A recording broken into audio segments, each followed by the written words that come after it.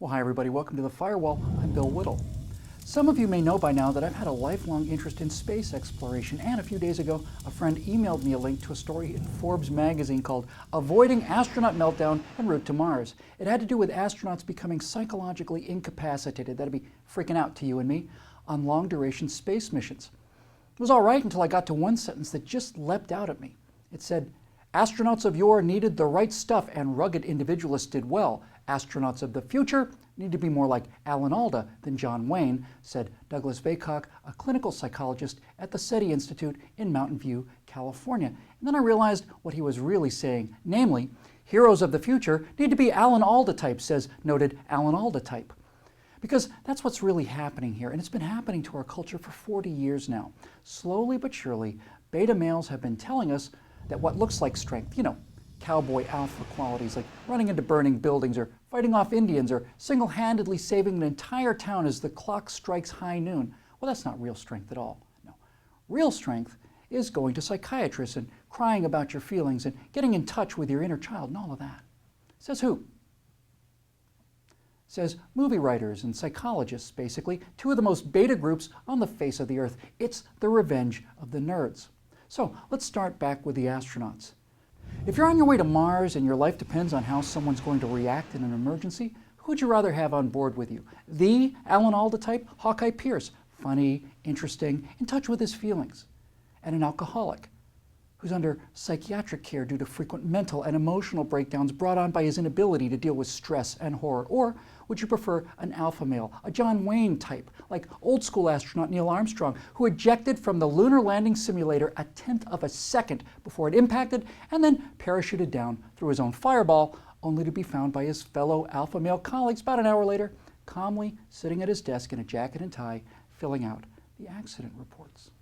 And the actual moon landing was damn near that hairy. You just didn't know about it at the time because he and Buzz Aldrin kept it to themselves.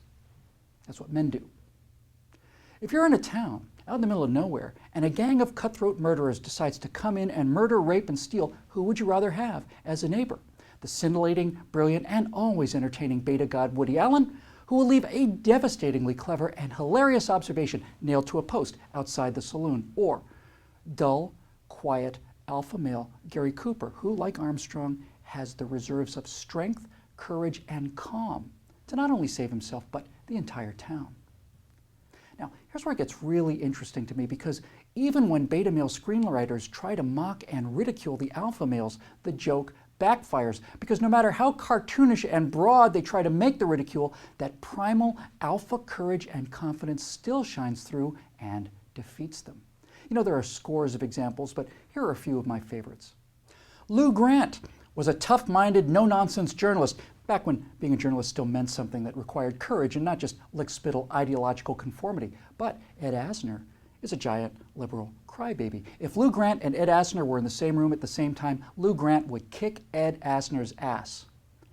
On All in the Family, created by super liberal people for the American Way founder Norman Lear, Mike Stivic is the liberal ideal, open-minded, college-educated, and politically correct. Archie Bunker was the conservative foil, stupid, bigoted, ill-informed, loudmouthed, and rude. But it was Archie Bunker that people adored because deep down, you couldn't hide the fact that Mike Stivic was parasitical upon Archie Bunker, that Mike Stivic could only afford to mock and demean Archie because Archie was working on a loading dock to pay for Meathead's room and board.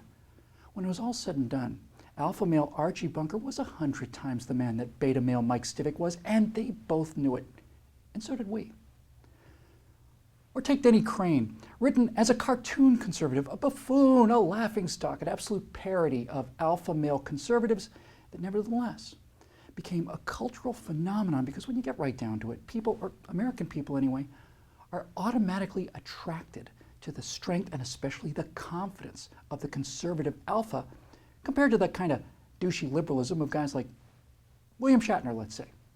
Or take liberal beta Olympus, 30 Rock, where arch-progressive, whiny, neurotic Alec Baldwin plays super conservative Jack Donaghy, the alpha, the guy who gets all the laughs because he has all the lines, and he has all the lines because he has confidence. He doesn't give a damn what people think about him. He's the one thing that Alec Baldwin isn't and cannot be. He's interesting. Even characters who who are plainly written as villains, alphas like Al Swearingen and Tony Soprano, are loved and admired, while nominally sympathetic betas like A.W. Merrick and Elliot Cooperberg are despised. Why? Well, it all comes down to those two things, namely strength and confidence. On balance, modern American conservative philosophy is an alpha philosophy. Confidence in American culture, comfort with American strength, and an unsophisticated common sense approach to economics, like you can't spend more than you take in forever. Modern liberal philosophy, on the other hand, is distinctly beta. It's self-loathing with regard to American exceptionalism, it's self-doubt with regard to American military strength, and the intellectual love of complex theory and intricate models over the common messiness of the real world.